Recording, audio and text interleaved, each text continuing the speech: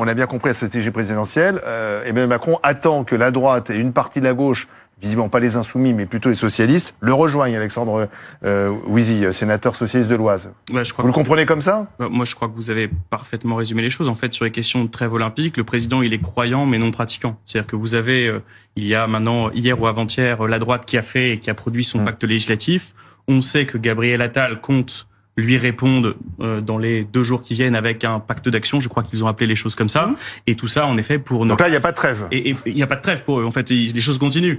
Si la trêve, c'est juste de dire que pendant les 3 semaines des JO, on change pas de ministre de l'Intérieur, tout le monde peut comprendre. En revanche, si la trêve, c'est de dire, alors qu'il y a un budget qui va arriver au mois d'octobre, on laisse traîner les choses pour empêcher qu'une élaboration du budget se passe et qu'il y ait une forme de fait accompli devant le Parlement. C'est-à-dire que le budget va être fait par l'équipe actuelle. Et je continue sur ce que vous disiez, c'est-à-dire qu'en effet, tout ça part du fait que le président de la République refuse de prendre acte du fait qu'il y a eu un premier, un second et un troisième. Et si vous aviez été en tête, ne serait-ce que d'un député, même en majorité relative, je suis sûr que par extraordinaire, le président de la République aurait trouvé à nommer un Premier ministre. Pardon, mais monsieur le socialiste, donc, vous n'arrivez pas à vous mettre d'accord entre vous, insoumis socialistes. Et nous voyons que le président ne nous appelle pas et que lui-même a dit, personne n'a gagné les élections dans son. D'accord, mais si vous aviez un nom, ça serait plus simple. Vous l'avez. Nous sommes en train de travailler. Pour vous imposer. Il nous faut plus que 5 jours. On l'a compris. Bon, c'est pas ce que vous aviez dit au début. Il nous faut plus que 5. On l'a compris, on l'a vu, on l'a constaté. Vous l'avez constaté. Et là, vous continuez à négocier entre vous. Mais nous sommes en train d'y travailler et évidemment que le nouveau Front populaire aspire à gouverner ce pays et il a la vocation pour ça. Pardon, attendez, soyons concrets.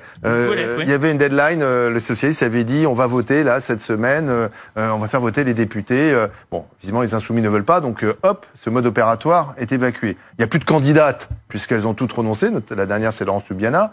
Sincèrement, sur quoi vous discutez en fait? Si vous voulez, moi je suis pas un partisan de on met tout sur la table devant vous et puis on regarde un peu ce qui se passe, etc. Donc il y a des négociations secrètes en ce moment. C'est très bien que les gens continuent de discuter. Évidemment que les gens continuent de discuter. C'est pas secret, c'est juste ça se fait dans le cadre de partis qui travaillent ensemble, qui ont mené un projet ensemble, etc.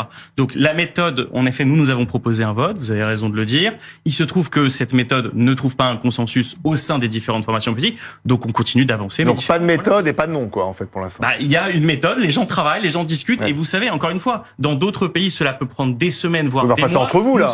Nous sommes une semaine après le résultat des élections. Vous avez mis 2 jours pour vous mettre d'accord sur les circos. Laissez-nous trouver. Et pour trouver un programme, et là, tout d'un coup, un nom, ça prend des mois. On va y arriver. Trêve de la gauche, faute de combattants, a dit François Ruffin ce matin. Oui, c'est une formule un peu rapide, me semble-t-il.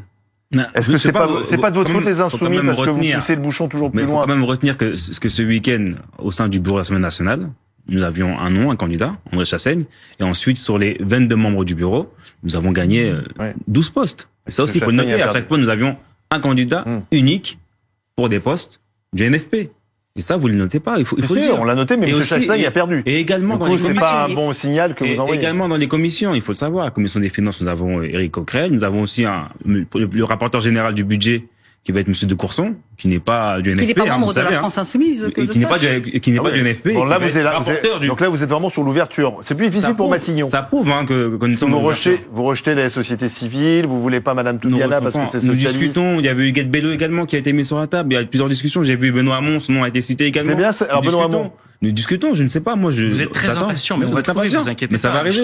Je suis pas très impatient, mais je pense à tous ces électeurs de gauche qui ont voté pour vous et qui, à mon avis, sont surtout même un peu énervés par ce spectacle. Mais la victoire du bureau, vous devez les rencontrer. La victoire du bureau, les a rassurés. Moi, j'étais au marché de Sarcelles cette semaine. Oui, ils ont suivi précisément. Ils ont suivi l'élection du bureau. Ils étaient très contents. Ils étaient très heureux que nous ayons une majorité et qu'il n'y ait aucun député. Cela montre quand même qu'il est urgent de prendre son temps pour arriver à dégager quand même les conditions de construction d'un socle programmatique pour une majorité solide, durable. Et c'est ce à quoi nous travaillons avec l'actuel Premier ministre, avec les partenaires que nous pouvons trouver. Nous tendons la main. L'alliance qui s'est dessinée avec la droite républicaine n'est absolument pas exclusive d'autres volontés. Donc vous voulez aller de Wauquiez à qui jusqu'à Olivier Faure? Je suis pas dans le naming, ça ce n'est pas. L'idée, c'est d'avoir quand même un socle programmatique. Nous travaillons sur la base de la déclaration politique qui a été faite par le groupe Ensemble pour la République et qui a été rendue publique il y a quelques jours au moment de la constitution de ce groupe politique. Sur la base de ce document-là, qui installe quelques grands blocs de principes et de valeurs, nous travaillons à élaborer un document programmatique avec lequel partir à la rencontre des partenaires de discussion. Juste, même sur la manière dont vous exprimez les choses. nous tendons la main. En fait, vous êtes arrivé dernier des élections. Perdu. Ah non, troisième, pas dernier, non. Ah non, pas dernier des élections. Troisième. Revoir l'arithmétique. Parmi les 3 grands blocs. Voilà, d'accord. Vous avez perdu quand même. Je n'ai pas dit que nous avons gagné. C'est le seul grand bloc qui a perdu des députés.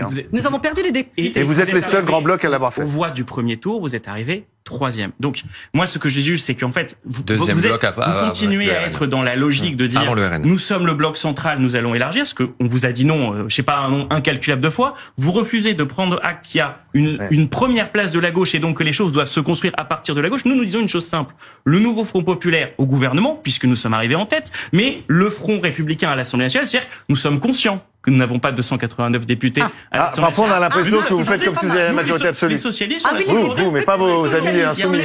Ce que nous disons d'abord, et ce que vous niez, c'est le Front populaire au gouvernement. Ensuite, nous serons face à une assemblée, on l'a bien compris, de Front républicain. Mais vous voyez, vous inversez complètement la chose, vous partez de vous-même et vous dites, on va élargir. Parce qu'on nous demande ce que nous faisons. On nous demande ce que nous faisons. Voilà, nous tendons la main. C'est une négation du vote. Il me semble que c'est une négation du vote. Je ne crois pas. Personne n'a gagné. Personne n'a gagné. Vous voulez dire un gouvernement NFP? Vous voulez dire un gouvernement NFP qui ensuite tendrait la main? Non, c'est pas ça que je veux surtout. Qu'est-ce que vous dites alors? Le gouvernement du NFP, évidemment, dans la construction de ce qu'il fera à l'Assemblée, sera obligé de tenir compte de ce qui se passe à l'Assemblée nationale. Mais on part de faire des concessions. On part de notre tout le programme avec le programme, comme dit Jean-Luc Mélenchon. Ça ne peut pas marcher. Ça ne peut pas marcher. Ça veut dire tout le problème, c'est devant les Français, en tant que gouvernement NFP, nous allons aller à l'Assemblée nationale et présenter nos projets de loi. Ensuite, libre aux députés de voter ou pas. Mais avant les projets de loi, il y a la déclaration de politique générale, ça émane de notre programme. C'est ça le point de départ. Oui, mais vous n'avez pas la majorité pour le faire passer. Ça émane du programme. Sans concession, votre gouvernement serait censuré tout de suite. Alors là, j'avoue que sans concession de votre part. Nous ne voterons alors pas sur l'abrogation de la réforme des retraites. Pardon. Sur la réforme des retraites. Si vous non mais avant une proposition de loi ou un projet de loi, il y a une déclaration de politique générale. Pardon, Madame Le Gris, prenons l'exemple très intéressant des retraites, parce que l'abrogation de la réforme des retraites est défendue par 2 blocs sur 3, le RN et bien sûr la gauche. Donc il n'y aura pas de motion de censure sans doute, et peut-être même que l'abrogation pourrait passer. Est-ce que vous le craignez ça? Parce que ça fait une majorité. Moi, je voterai contre, bien évidemment. Oui, d'accord, mais vous serez minoritaire. Je voterai contre. Eh bien, écoutez, dans ce cas-là, j'entrerai dans l'opposition. Est-ce que ça serait grave d'abroger cette réforme de la retraite? On a passé quand même un an de conflit social, de débat politique. Il y a eu un 49-3. Je pense que ça serait extrêmement irresponsable. Alors, j'entends bien que les populistes et les démagogues de tous bords sont hostiles à des réformes impopulaires. Les Français, quand même, c'est pas. On peut faire ce débat-là. J'entends bien que c'est une réforme qui a été difficile à mener, qui est impopulaire et que spontanément, demander des efforts n'est pas quelque chose qui soulève l'enthousiasme des foules. Mais partout en Europe, dans toutes les démocraties européennes qui nous entourent, on a cessé de tirer des leçons de l'allongement de la durée de la vie, par exemple, et des modifications du marché du travail. Et on travaille plus longtemps. On travaille plus longtemps partout, dans un pays comme l'Espagne, comme dans un pays comme l'Allemagne, dans des grandes démocraties scandinaves, plutôt encore pétries de ce qui reste de social-démocratie à la scandinave, comme en Autriche ou aux Pays-Bas. Pourquoi? Donc ça serait une grave erreur de revenir en arrière. Ça serait irresponsable et ça mettrait la France en danger économiquement. C'est-à-dire que je ne sais pas très bien comment on financerait le retour en arrière. Est-ce que ça serait pour baisser le niveau des pensions? Est-ce que ça serait pour augmenter le niveau des cotisations? Il faut avoir... C'est prévu, l'augmentation des cotisations, c'est prévu dans le programme. Écoutez, dans ce cas-là, je suis résolument contre. Et bien évidemment, résolument contre augmenter les cotisations, tant pour les Français que pour les entreprises. En fait, ce que vous appelez démagogie est votre refus absolu de tirer les conséquences de ce qui vient de se passer. En fait, vous ne comprenez pas que les Français vous ont dit, vous ne pouvez pas demander toujours les efforts aux mêmes. C'est-à-dire qu'en fait, c'est pas sur les chômeurs qu'on fait les économies, c'est pas sur les gens qui ont commencé à bosser tôt, dont on décale l'âge de départ à la retraite. Non, les carrières longues ont été prises en compte. Les carrières longues ont été prises en compte. Ne racontez pas l'histoire. Qui laisse tranquille ceux qui ont commencé à travailler tard, qui sont confortables. Et dans le même temps, vous êtes dans une situation où vous nous expliquez que l'ISF, c'est impossible. Aller lever 10 ou 15 milliards d'euros pour que les gens puissent continuer à partir à 70 ans, c'est impossible. Ce serait de la démagogie. Vous faites des choix. Vous faites des choix clairs en faveur de quelques-uns et pas en faveur de tous les autres. Donc vous avez fait des choix et aujourd'hui vous avez votre totem fiscal, votre verrou de Bercy que vous avez jamais voulu ouvrir. Non, c'est pas du tout ça, le verrou de Bercy. Mais votre verrou de Bercy, c'est une expression. Ah pardon, oui, mais est-ce que le verrou de Bercy, ça a une vraie signification fiscale? Bien sûr, mais c'est une image que je donne. Le verrou de Bercy, c'est-à-dire le totem que vous avez, c'est-à-dire votre refus absolu du matraquage fiscal. Je confirme. confirme. Mais c'est pas du matraquage. On parle de gens qui sont aujourd'hui dans une situation. Est-ce que vous savez que le patrimoine des plus riches de ce pays ne fait qu'augmenter, que la concentration des richesses... C'est eux qui vont financer le régime des retraites. Et je finis. La concentration des richesses se fait au détriment de la classe moyenne. Le système des retraites, c'est pas celui-là. Classe moyenne. Non, mais là, on est en train de mélanger plusieurs sujets. Très bien que c'est des manières. On parlait de l'abrogation de la réforme des retraites. Ne confondons pas. C'est pas le budget de l'État qui va devoir.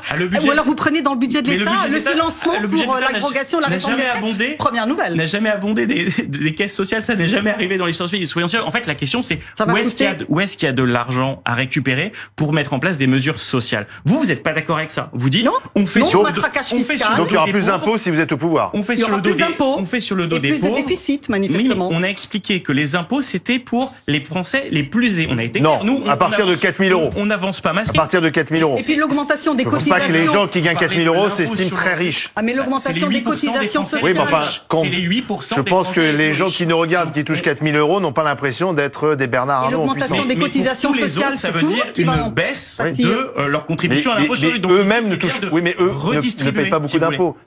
Arrêtez de dire ça, c'est faux. C'est pas parce qu'ils payent pas d'impôts sur le revenu qu'ils payent pas de la TVA. D'accord, mais c'est toujours étrange de promettre à des gens qui ne payent pas d'impôts qu'on va baisser leurs impôts. Ça leur changera rien. En revanche, ça changera la vie des gens qui payent déjà beaucoup d'impôts. 3 000 euros à 2 500 euros par mois, on paye des impôts. Je vous rassure, dans ce pays, on paye des impôts sur le revenu à 2 500 à 3 000 euros d'impôts, jusqu'à 2 000 euros. On paye des impôts. Donc on matraque à partir de 4 000. On matraque à partir de 4 000. Mais le mot matraquer, vous voyez bien, et vous avez votre appréciation. C'est comme ça que vous qualifiez notre politique fiscale. Nous, ce qu'on dit, c'est d'abord le patrimoine.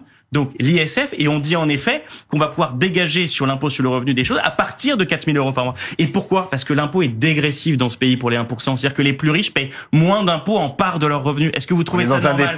C'est pas normal. Dans un des pays où les prélèvements obligatoires sont les plus importants au monde. Et ça, les Français le savent. Excusez-nous d'avoir une tradition d'égalité. Excusez-nous d'avoir des services publics, un système de santé. Vous trouvez que les services publics fonctionnent bien? D'avoir des choses qui sont un peu, si vous voulez, par rapport. Vous reconnaissez que notre pays est parmi les plus redistributifs d'Europe. Mais c'est notre fierté. Bon, bah alors. On a le droit de continuer notre creuser encore plus le déficit et d'accroître encore plus le poids des prélèvements obligatoires. En 1910, en 1915, il y avait 10% de prélèvements obligatoires. Et pour construire cet État social qui a permis à cette société démocratique de s'épanouir pendant des années, pendant des décennies, et ben en effet, on a augmenté les impôts parce que la socialisation des dépenses, ça a été un grand moment démocratique. Peut-être que vous le niez aujourd'hui et que vous ne le percevez plus, mais c'est ça la vérité. Je connais mon histoire de France comme vous, j'ai pas de leçon d'histoire de France. Mais je vous donne pas des leçons, je vous donne mon avis politiquement. Mon avis politique. Sur 1910, je dis toujours non au matraquage fiscal. Je crois que c'est très clairement.